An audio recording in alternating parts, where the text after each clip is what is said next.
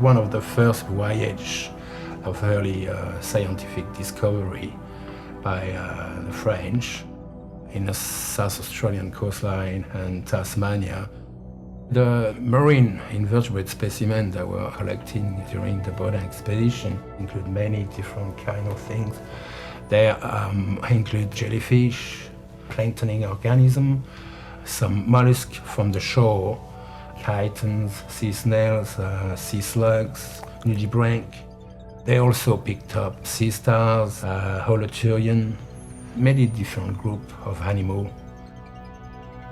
At least 100,000 specimens of animal and plant were collected during the expedition and were brought back to the Paris Museum as well as to the British Museum.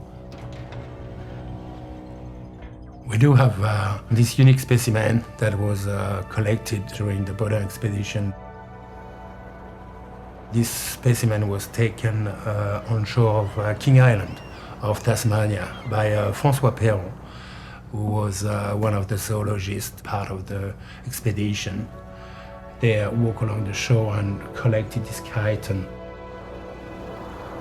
This is a type specimen. It's a unique specimen that is representing the species and has written ink marking in the inner valve from Perron, from the hand of Perron.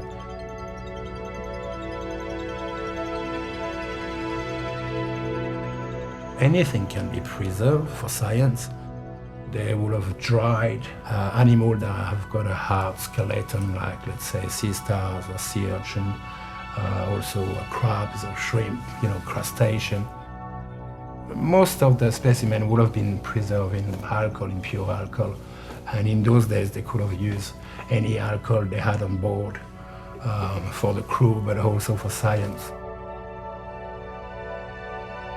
The thing with animals when you dry them or preserve them is that they lose their color and they shrink. So along with scientists, they had artists, painter, to actually paint and draw the specimen alive how they were taking them.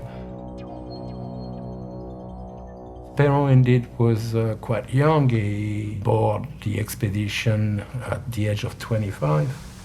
One of the older scientists lost his life on the ship, so Baudin asked Perron to take over.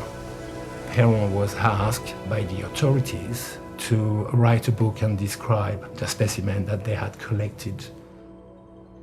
What is important is from those discoveries, they've actually described 2,500 new species to science at the time.